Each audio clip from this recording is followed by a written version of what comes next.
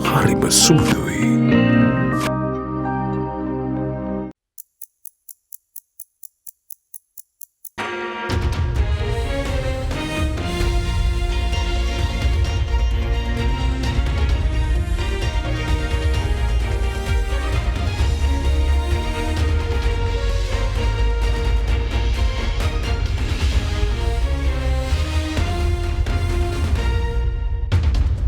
Tonight on First at 9 this Sunday the 12th of November 2023.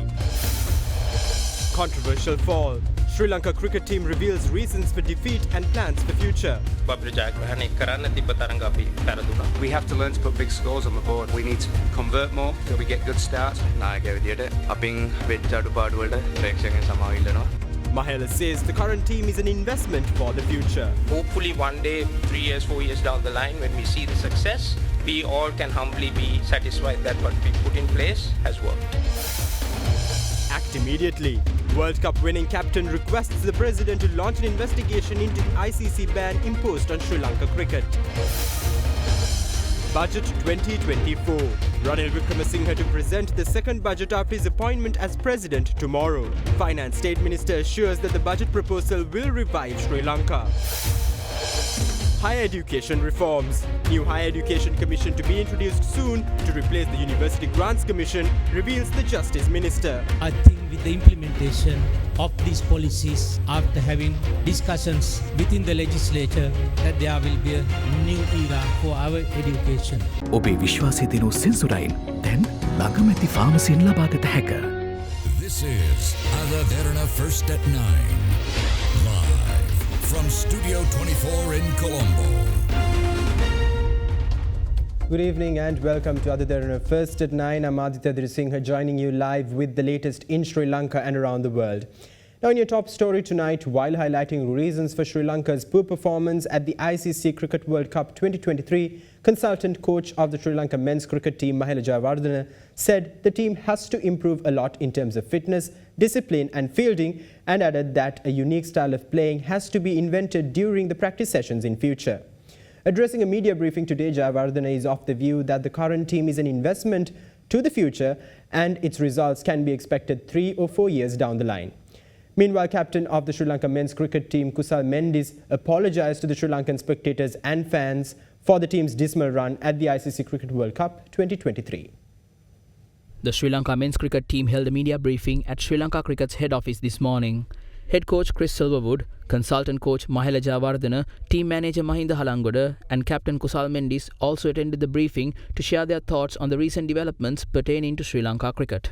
දසුන් ශානක ශ්‍රී ලංකා කණ්ඩායමේ නායකයා ලෝක කුසලානේ තරඟ දෙකක් ක්‍රීඩා කරලා ඊට පස්සේ ඉන්ජරි එකක් වුණා කියලා කණ්ඩායමෙන් ඉවත් කරනවා. ඒත් අපි දකිනවා දසුන් ප්‍රැක්ටිස් සෙෂන්ස් වලට සහභාගී වෙලා ඉන්නවා. නායකත්වයේ වෙනසක් කරන්න කියලා කොහෙන් හරි බලපෑමක් ආවද? එහෙම බලපෑමක් තිබ්බේ නැහැ නායකත්වයෙන් අයින් කරන්න කියලා. දසුන්ට ආබාධයකට ලක් වුණා. ඒක වෛද්‍ය උපදෙස් අනුව තමයි ක්‍රියා කරේ. කණ්ඩායමේ සංයුතිය අපි හදලා තිබ්බේ දසුන් එක්ක.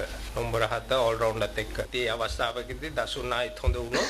අපිට ඔහුව නැවත ආදේශ කිරීමේ හැකියාවක් තියෙනවා. ඔහු කණ්ඩායමත් එක්ක පුහුණුවීම් වල නිරත වුණොත්. ඒ අනුව තමයි අපි ඒ තීරණය ගත්තේ. දැන් මේ තරඟාවලියේ පුරාම ගහපු මැච් වලින් තව ලකුණු 30ක් අපිට එකතු වෙලා තිබ්බනම් අපි චැම්පියන්ස් ට්‍රෝෆි එකේ ඉන්නවා. ඇයි අපිට ඒ තැනට යන්න බැරි වුනේ? මම හිතන්නේ මම පෞද්ගලිකව මගේ බලාපොරොත්තු තිබ්බෙත් අපිට නම්බර 6 7 වගේ ඉවර කරන්න පුළුවන් කියන එක. අපිට තරඟ කීපයක් තිබ්බ අපිට ජයග්‍රහණය කරන්න තිබ්බ තරඟ අපි පෙරදුනා. ලකුණු 30 අපිට මේ නිව්සීලන්ත මැච් එකෙන් නෙමෙයි අපිට අනිත් මැචස් ගොඩකින් අපිට හොයාගන්න තිබ්බා. ඉතින් අපි බලන්න ඕනේ අපිට චැම්පියන්ස් ට්‍රෝෆි එකත් නැති වෙච්ච එකේ අපි කොහොමද අපේ FTP එකට වැඩිපුර එක් දින තරඟ යොදාගන්නේ ඒ අනිත් කණ්ඩායම් එක සෙල්ලම් කරන්නේ අපේ ඩොමෙස්ටික් ක්‍රිකට් එකේ අපි වැඩිපුර අවධානයක් යොමු කරන්න ඕනේ අපේ එක් දින තරඟ සෙල්ලම් කරන්නේ අපි කොහොමද කියන එක අපිට ආවේනික වෙච්ච ක්‍රීඩා රටාවක් අපි හදාගන්න ඕනේ. What I want to know is the learnings from this tournament. From a batting perspective, we have to learn to put big scores on the board. We need to convert more. So we get good starts. We need to convert more of those starts into big hundreds, like we've seen various people do throughout this tournament on the other sides.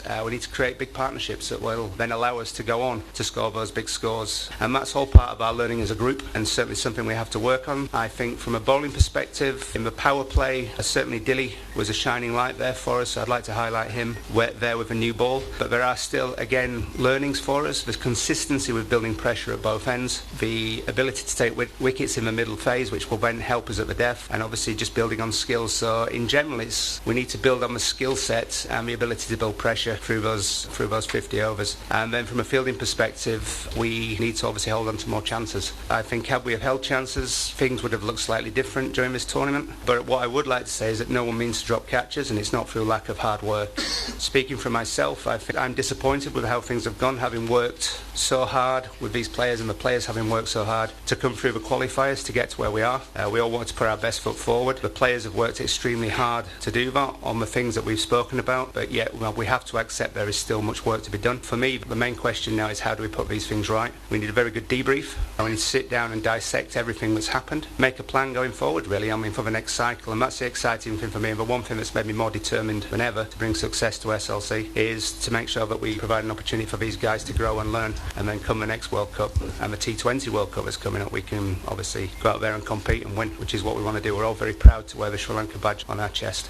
We knew that when we went to India, when we saw the wickets, how they were behaving, that we had to play at a very high tempo, which we discussed with the batsmen, something that they were not used to, particularly leading up to the World Cup, because the surfaces we were playing did not allow us to do that, and most of the surfaces that we play in Sri Lanka, because it's a question of us understanding what our skill set is, how are we going to win our strengths. Domestic cricket is being played on slowish wickets, so the batsmen will not trust their shot selection on good wickets because they're not used to that. So it was a challenge against high quality bowling units in the World Cup. So this was a discussion, and we gave them the freedom to go out and play that high tempo. I thought the first two games they executed really well. Unfortunately, for me, the biggest game for us, momentum wise, was the Pakistan game, where we got 340 and we could not defend. I think if we were able to defend that, things probably would have been much different with the confidence in a tournament like that. Yes, we had a bowling unit that we planned building up to, but unfortunately we couldn't take those 5 bowlers. Unfortunately, those 5 bowlers hadn't played for us together in one single tournament for 16 months. And these are learnings. How do we keep our best players on the park? That's something that individually as players, they need to be much more disciplined in their fitness and how they go about doing that. As a unit with skill set, they know that where they are. I think we have to be realistic about our expectations. Going into this World Cup, we played the qualifiers to get to the World Cup. We knew we were the 2 bottom teams in that pile,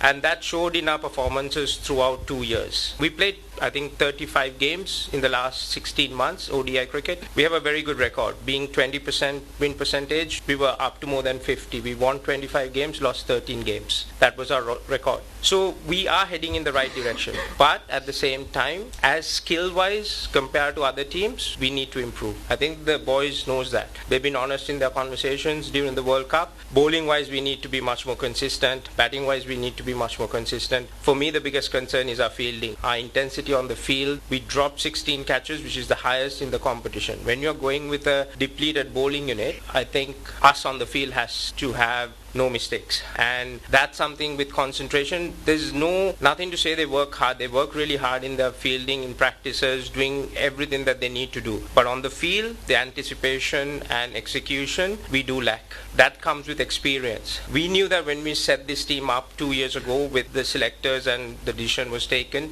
we're going into this 50-over World Cup with less experience. Usually, for us to compete at the highest level, you need a higher group of players with 150, 200 plus games. That would have been a different story. But we didn't have that. So it is an investment for the future. And that we all knew when we made that call. And we were working towards that. The T20 World Cups we had, I thought the skill set allowed us to compete, and we did really well in those World Cups. We won an Asia Cup playing T20 cricket, and we got to the finals in the 50 over. That was a good high point for us. So the thing is, it's a process that we have to trust, and it's a process that we have to be patient with, because this is a skillful group. Most of the guys are in their early 20s or mid-20s. That means they're going to be a force to reckon with going forward. The expectations, I understand. I think the fans, the cricket fans, Sri Lankan fans, they all know that when we go for a World Cup, we're going to do well, we're going to perform well. But that expectations has to be realistic. And along with the plans, I think people jumping and shouting and screaming has to realize what is modern day cricket is and how are we going to compete going forward. And the plans have been set, but we just need to be patient and work harder in areas where we need to improve. For me, the biggest thing is the fitness. What I notice over the course of a tournament like this, because of our fitness, the fatigue got into us and the performance died slide down. From first game towards the last game, we saw guys making a lot more mistakes. That happens with mental and physical fatigue. The execution and the concentration lacks is because of that. And that's something that we've spoken about. So there are areas we know we need to improve going forward. Our domestic cricket, the skill set, the standard needs to improve, the fitness needs to improve. There's no hiding behind that. And we all, as part of a management group, trying to get this project the right track, understand that, and we take full responsibility for that. There's no hiding behind any closed doors. We've openly had conversations with the boys. They know what they need to do and how they need to improve. And us as coaches and advisors and doing all this, we take full responsibility. But it is a process that we all have to trust and be patient. And hopefully one day, 3 years, 4 years down the line, when we see the success, we all can humbly be satisfied that what we put in place has worked. Meanwhile, early on Wednesday in Parliament, independent parliamentarian Vimal Weerawansa accused Mahela Jayawardena for instructing the Sri Lankan captain to bowl first in the match against India. Mahela Jayawardena තමයි උපදෙස් දීලා තිබුණේ කණ්ඩායමේ නායකයාට toss එක දින්නත් bat කරන්න එපා ඒගොල්ලන්ට bat කරන්න දෙන්න. පස්සේ ඉන්දියාවේ ක්‍රිකට් නායකයෝ කියනවා අපි පුදුම වුණා අපි ටොස් එක දින්නත් අපි හිටියේ මේ බැට් කරන්න අවස්ථාව ගන්න අපි පුදුම වුණා ලංකාව ටොස් එක දින්නලා ඇයි අපිට මෙහෙම දුන්නේ කියලා. Jayawardena responded to those claims in the media briefing today. පාර්ලිමේන්තු වරප්‍රසාද තියාගෙන ඇතුලේ කතා කරන්න පුළුවන් පාර්ලිමේන්තු මන්ත්‍රීවරුන්ට පමණයි. මම හිතන්නේ ඔහු ඒ හින්දා එක කියන්නේ නැති. ඔහුට තියනවා නම් වෙනත් කරුණක් කාරණයක් කියන්න. ඔහුට පුළුවන් එළිය ඇවිල්ලා ඒක කියලා මම හිතන්නේ ක්‍රීඩා අමාත්‍යාංශයේ තියෙනවා යුනිට් එකක්. ඒ යුනිට් එකට උනත් ඔහුට දේ ප්‍රකාශ කරන්න අයිතියක් තියෙනවා. මම හිතනවා එහෙම දෙයක් තියෙනවා නම් ඔහු ඒක කියයි කියලා. නමුත් අර පාර්ලිමේන්තු වරප්‍රසාද තියාගෙන ඇතුලේ කතා කරන එකට මම උත්තර දෙන්න බලාපොරොත්තු වෙන්නේ නැහැ. පංකඩ එකේ පළවෙනි මැචස් දෙක ගහද්දී ඒ විකට් වල එතන ඩිව් එකක් තිබ්බේ නෑ රැට. මුලින් අපි විකට් එක දැක්කහම අපි හිතුවා මේකේ බැට් කරන්න ඕනේ. නමුත් අපි තරඟයට ගියාම උදේ හීට් එකත් එක්ක ඒගොල්ලෝ වතුර දාලා තිබ්බේ. වතුර මේ වෙලා තිබ්බේ නෑ ඩැම්ප්නස් එකක් තිබ්බ විකට් එකේ. ඒතකොට අපිට ප්‍රශ්නයක් එනවා අපි දැන් කෙත්තාරාමෙත් මෙහෙ ටැකි විකට් එක ඩැම්ප්නස් විකට් එක බැට් කරලා තමයි අපි උදේ කඩලු ගිහිල්ලා අපි තරඟෙන් එළියට ගියා. ඒ කියන්නේ පැය 3ක් ඇතුළත අපි මැච් එක ඉවරයි. ඒතකොට අපිට තිබ්බ ඉන්දියාවත් එදා ශ්‍රී ලංකාව කරන්නේ 6යි 5යි කොම්බිනේෂන් එකක් ඕල් රවුන්ඩර් කෙනෙක් එක්ක අපිට chance එකක් ගන්න පුළුවන්. ඒගොල්ලන්ගේ අපි ඉස්සෙල්ලා පන්දියවල ඩෑම් විකට් එකේ අපිට කඩලු 3-4ක් ගත්තොත් අපිට ඉන්දියාව අඩු ලකුණු තත්ත්වයකට තියන්න පුළුවන්. හැබැයි අපිට ප්‍රශ්නයක් තියෙනවා අන්ඩර්ලයිට්ස් පළවෙනි ඕවර් 10 අපි ශ්‍රී ලංකාව කරන්න ඕනේ හොඳට. ඊට පස්සේ ඩිව් එක ආවම පස්සේ බෝල් එක මුකුත් වෙන්නේ නැහැ ලේසි බැට් කරන්න. ඒතර අඩු ලකුණු සංඛ්‍යාවට තිබ්බනම් ඒ දේ වෙනවා. තරඟේ ඔයගොල්ලෝ හොඳට බැලුවා නම් අපි දෙවනි පන්දුවේ විකට් එකක් ගත්තා. ඊට පස්සේ අපේ අතින් උඩ පන්දු දෙකක් ගිලිහි ගියා. අපිට ඩිව් එකත් එක්ක චේස් කරන්න තිබ්බා. මොකද අපි දැක්ක ඕස්ට්‍රේලියාවත් 290ක් චේස් කරා විකට් 7ක් ගිහිල්ලා තියෙද්දිත් මොකද ඩිව් එක ආවම පස්සේ ඇෆ්ගන් බෝලර්ස්ලටත් ස්පිනර්ස්ලටත් එච්චර මේකක් තිබ්බේ නැහැ වංකඩේ විකට් එක. ඒතර අපි හැමදෙස්සෙම බැලුවා අපිට චේස් කරලා දිනන්න පුළුවන් නම් ඩිව් එකත් එක්ක ඒක තමයි අපේ ස්ට්‍රොං පොයින්ට් එක කියන්නේ. අපි වග කියන්න ඕනේ අපි ඒ ගත්තපු තීරණ වලට අපි පැහැදිලි කරෙමක් කරා. එදා තරඟයේදී අපිට කතා කරලා ඉන්දියාවත් එක්ක එහෙම බලපෑම කිසි දෙයක් තිබ්බේ නැහැ. තර්ජන කියන එක නම් මට එහෙම ආවේ නැහැ. අවාසනාවකට දෙවෙනිවට බැට් කරද්දී අපේ විකට් එක හැසුණු විදිය පොඩ්ඩක් වෙනස් වුණා. අපි ඒක පිළිගන්නවා අපේ අතින් වැරදක් වුණා. මොකද එක ටීම් එකක් එක්ක දෙපාරක් ඒ වගේ වෙන්න බෑ. මම ටීම් එකේ සමාජිකයෙක් විදියට නායකයෙක් විදියට අපින් වෙච්ච අඩුපාඩු වලට ප්‍රේක්ෂකයන් සමාව ඉල්ලනවා. Now, meanwhile, the chairman of the now suspended interim committee for Sri Lanka cricket, Arjuna Ranatunga, expressed his views on the recent ban imposed on Sri Lanka cricket by the ICC and claimed that a comprehensive investigation must be launched into the matter. Ranatunga further highlighted that the president has to stand by his commitments against corruption and launch a separate investigation into the matter in his official capacity with the intention of punishing those responsible for betraying the country. කොහොමද මේ තත්ත්වයට අපිට මූණ දෙන්න සිද්ධ වුනේ කවුද මේක යට ඉන්නේ ඒව තමයි අපි හොයන්න ඕනේ රටක් පාවලා දීලා තමන් ආරක්ෂා වෙන ක්‍රමවේදයක් ඇති කරනවා නම් මේ රටේ ජනාධිපතිතුමා දැඩි තීරණ ගන්න ඕනේ රට පාවලා දෙන්න පුද්ගලයෝ ආරක්ෂා කරන්න කවුද කට්ටිය කියලා හොයලා බලලා මොකද එතුමා ඇවිල්ලා තියෙන්නේ මේක ක්ලීන් අප් කරන්න කියනවා නම් මේ හොඳ වෙලාවක් තියෙනවා මොකද ජනාධිපතිතුමා ඇමරිකාවේ ගිහිල්ලා තියෙනවා දූෂණයට විරෝධයි කියලා ඉතින් අද දූෂණයට විරුද්ධව වැඩ කරන ඇමතිවරයෙක් ඉන්නකොට යාට බලපෑම් කරලා වෙනස් කරගන්න හදනවා නම් මේ ගැන පූර්ණ පරීක්ෂණයක් කරන්න කියලා මම ඇත්තටම ජනාධිපතිතුමාගෙන් ඉල්ලනවා හෙට. ඒකට මම ලිඛිතව දැන් ලියුම හදාගෙන යනවා. මම තහනම් වෙන්න මූලිකව අඩිතාලම කවුද දැම්මේ? රට ගිහින් පාවලා දීලා දුන්න ස්ටේට්මන්ට් මොනවද? එහෙම කරලා රටේ අපේ ක්‍රිකට් එක විනාශ කරන්න හැදුවේ කවුද? ඒ පුද්ගලයන්ට මොන වගේද දඬුවම් දෙන්නේ? මෙන්න මෙව ජනාධිපතිතුමා හැටියට ජනාධිපතිතුමාගේ මූලික දේ. හැබැයි අපිට අවශ්‍ය වෙන්නේ මේ ක්‍රිකට් ආයතනයේ තියෙන තහනම ඉක්මනින් අයින් කරගන්න. මම කරපු ක්‍රමවේදය ගැන මමත් සතුටු නෑ. ක්‍රිකට් තානම් කරන්න හැදුවලු එතකොට ශාන්තිසිල්ල තමයි ඒක බේරගත්තේ කියලා එකක් කියනවා. ක්‍රිකට් ආයතනය තහනම් කරන්න මූලික වෙන්නේ දේශපාලන අතගැසීම් නම්. ඒ දේශපාලන අතගැසීම් කියලා කවුරු හරි ගිහිල්ලා කම්ප්ලේන් කරන්න ඕනේ. ඕගොල්ලෝ හොයන්න ඕනේ කවුද මේක කම්ප්ලේන් කරයි කියලා. අර ESPN එකේ ක්ලික් ඉන්ෆෝ එකේ තියෙනවා අපේ රටේ කෙනෙක් මෙහෙම ගිහිල්ලා කම්ප්ලේන් කරයි කියලා. මෙන්න මේක හොයන්න ඕනේ. මම කියන්නේ මේක CID එකට බාර දෙන්න ඕනේ. දූෂණ විමර්ශනයකට බාර දෙන්න ඕනේ. ඒ ඔක්කොටම වඩා මම හිතනවා මේ රටේ ජනාධිපතිතුමා හැටියට මේ රටේ ක්‍රිකට් වලට මේ කරපු විනාශයට මූලික වෙච්ච පුද්ගලයෝ කවුද කියලා හොයලා දැඩි දඬුවම් පමුණවන්න ඕනේ.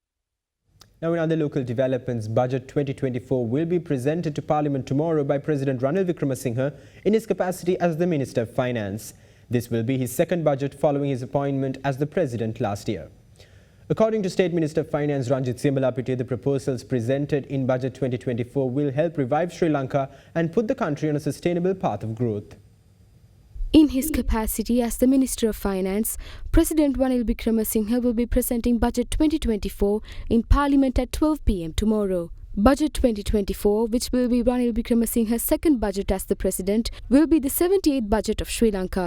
The expenditure of the government of the year 2024 is estimated at 7.326 trillion rupees. The recurrent expenditure for 2024 is estimated at 5.334 trillion rupees, while capital expenditure is estimated at 1.225 trillion rupees. Following the first reading, the second reading of the 2024 budget will be debated for a period of 1 week from the 14th of November to 21st of November. The vote for the second reading of the budget is scheduled to be held at 6 p.m. on the 21st of November, following which the committee stage debate will be held for a period of 19 days from 22nd of November to 13th of December. The vote for the third reading of Budget 2024 is expected to be held at 6 p.m. on the 13th of December. Meanwhile, this morning, President Ranil Wickremesinghe held a meeting at his official residence to discuss the Budget 2024. The meeting was attended by State Ministers of Finance Shehant Semasinghe and Ranjit Siamalapitte, Treasury Secretary Mahinda Siriwardana and Central Bank Governor Dr. Nandalal Veerasinghe. පැහැදිලිව ජනාධිපතිතුමා මේ රට බාරගත්ත වෙලාවෙන් ප්‍රකාශ කරා අපි ඉදිරියට කටයුතු කරන්නේ කෙටි කාලීන ජනප්‍රියතාවය වෙනුවෙන් නෙවෙයි දීර්ඝ කාලීන ස්ථාවර නැවත වතාවක් අපි පෙරසේ ආර්ථික වශයෙන් පතුලට නොවැටෙන ස්ථිරසාර වැඩපිළිවෙලක් තමයි අපි ඉදිරිපත් කරන්න කියලා. ඉතින් මේ ආයවැලේකනත් පදනම් වෙන්නේ ඒ තුලින්. අභියෝග රාශියක් තියෙනවා. ඒ අභියෝග රාශියම මැද්දේ කෙටි කාලීනව ජනතාව මුහුණ දීලා තියෙන ගැටලු වලටත් විසඳුම් සොයමින් දීර්ඝ කාලීන ශ්‍රී ලංකාව නැගිටීම සඳහා වූ වැඩපිළිවෙලක The budget speech of President Ranil Wickremesinghe will be telecast live on TV Derana and AdaDerana 24. Now, meanwhile, Minister of Justice, Prison Affairs and Constitutional Reforms, Dr. Vijayadasa Rajapaksa revealed that a new Higher Education Commission will be introduced to replace the University Grants Commission, which he believes will make a massive change in the education sector of the country. Addressing a gathering in Colombo yesterday, he went on to emphasize the need for an independent institute for accreditation, which will aid in ensuring that quality education is provided for students through the private sector. The convocation of IDM Nations Campus International was held in Colombo yesterday under the patronage of Minister of Justice, Prison Affairs and Constitutional Reforms, Dr. Vijayadasa Rajapaksa. This is a very crucial junction, whereas we recently took a decision to go for major educational reforms. There was a special parliamentary select committee appointed representing all political parties in the parliament. I had the opportunity of chairing it. We explored the possibility of our educational reform for a period of 6 months. We sought the advice of all educationists. We listened to all the private university heads, experts in the field of education, local and overseas. We have presented our report to the parliament. We adopted our report in the cabinet. We are hoping to take that to the parliament for the purpose of implementation. There that we have proposed, instead of University Grant Commission, we must replace it with a Higher Education Commission, which will exercise their powers and function independently, with true independence. And there will be 4 branches of the commission, that is to govern higher education system. The second unit is to take charge of the non-state universities, both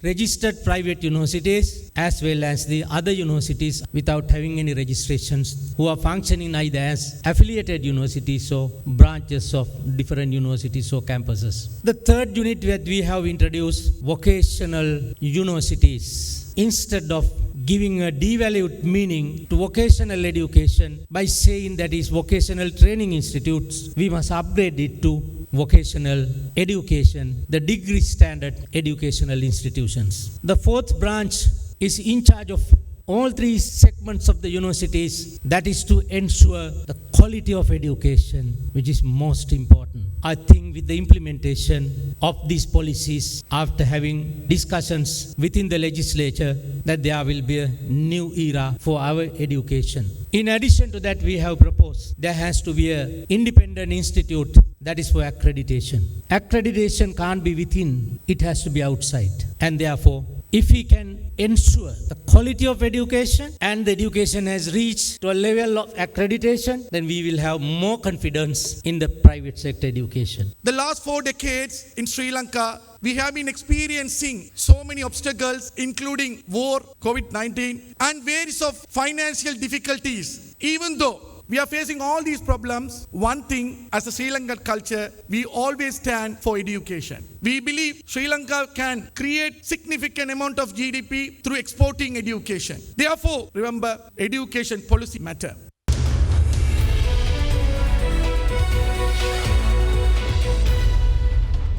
Welcome back. Now, Professor of International Development at Georgetown University, Professor Shantha Devarajan, says the government has to ensure commitment to financial austerity, adding that debt risk will not reduce until the government makes that commitment. He made these comments while addressing a pre-budget forum organized by Verity Research. Meanwhile, Executive Director of Verity Research, Dr. Nishan Dimel, says the government should make sure to avoid restructuring debt repeatedly 2 or 3 years down the line. More on the redistributive aspect of it. So the government is committed to raising taxes on wealth.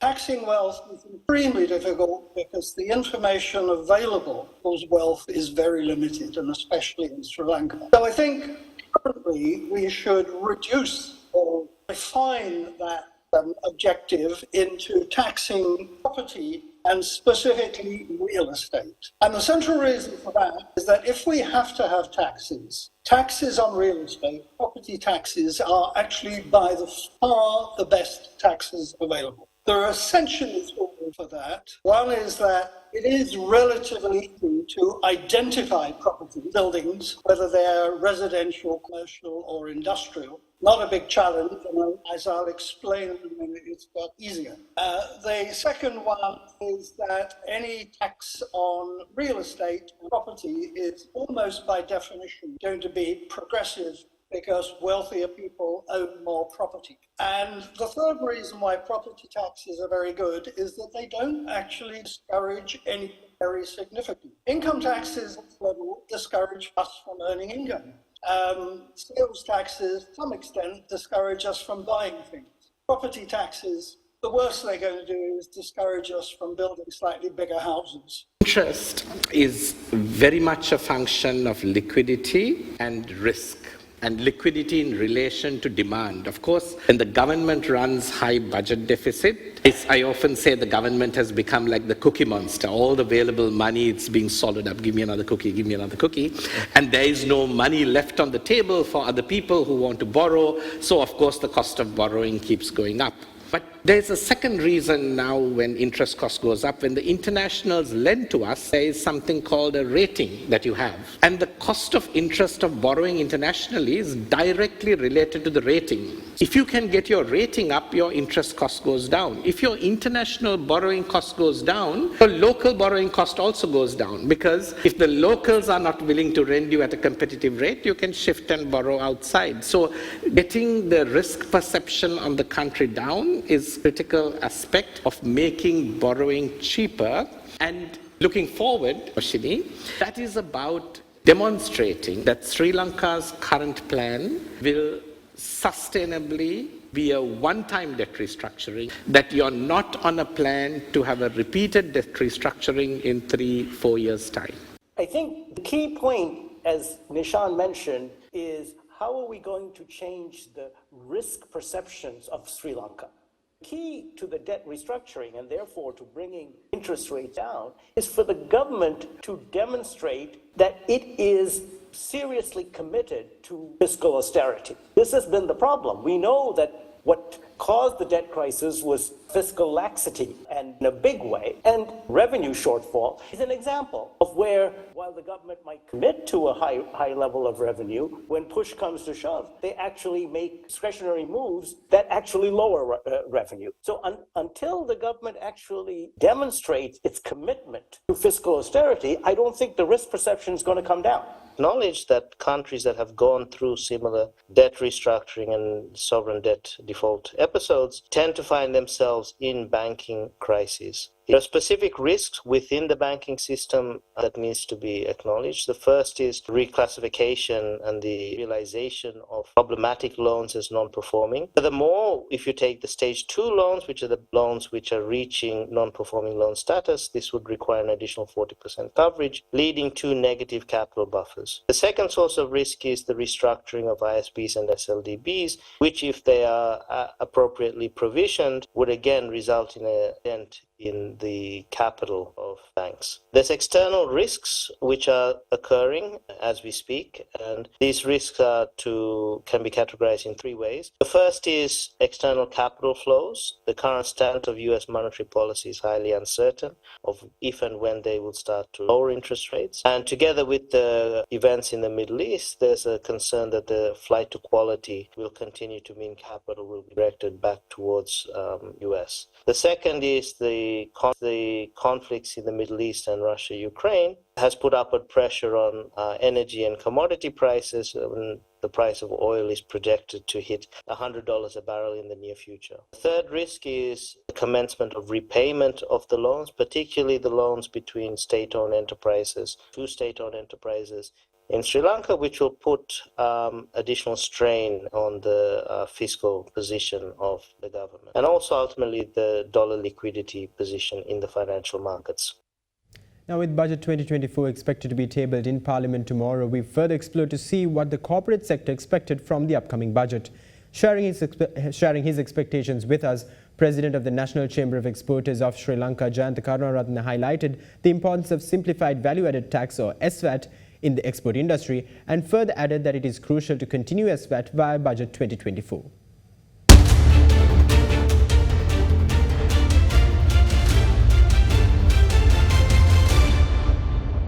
One of the main things we are asking is for continuation of SVAT. Now the SVAT will be continued till April 2025, but as per the current gazette issued, the VAT is going to be applied for all agricultural commodities. So that will have a real impact on the exporters' cash flow. So we need to pay 18% more, and for tea, for spices, for purchases. We don't know when we are going to get these refunds back. We expect government to seriously look at it, otherwise it will have a serious impact on the producer prices, because if we don't know when we are going to get this money, have to discount prices. Finally, the producers will have to bear this expense. It will cost them additional money and the prices will come down. Exporters are facing a serious issue of our employees leaving our organizations for many reasons. So one of the reasons is very high taxes. This has really impacted their income and it is major problem. We know we had to fall in line with the international standards and also the IMF recommendations, but the serious impact of bringing it in a very short period has caused this problem of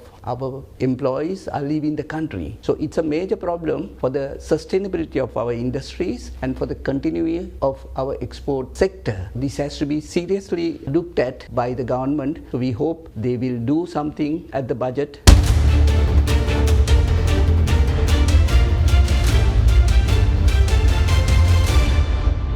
Now, meanwhile, the National Chamber of Exporters assured that the global recognition for Sri Lankan exports can be achieved through the National Chamber of Exporters Awards ceremony, which is scheduled to be held on the 8th of December. Speaking at a press briefing ahead of the award ceremony, the NCE president unveiled that the National Chamber of Exporters Award ceremony will be organized in a bid to elevate the export sector of the country by the encouragement provided to exporters. A special media briefing to shed light on the National Chamber of Exporters Award ceremony was held recently in Colombo. Accordingly, it was announced that the National Chamber of Exporters Award ceremony will be held on the 8th of December 2023 in Colombo.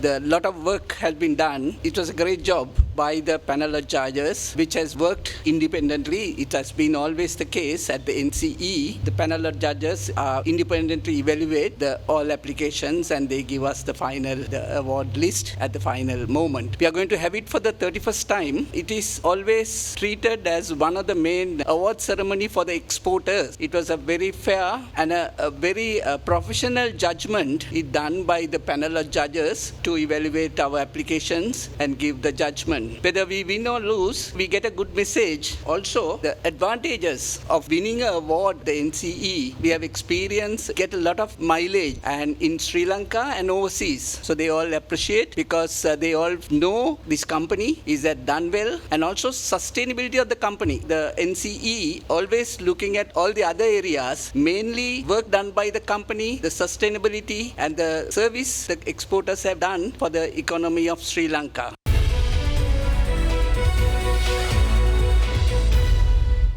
Welcome back. Now let's take a look at our corporate news segment for the evening. Nations Trust Bank continued its solid financial performance into the third quarter of 2023 with a profit before tax of 19.4 billion rupees and a profit after tax of 9.4 billion rupees, a year-on-year increase of 78% for the first 9 months of this year.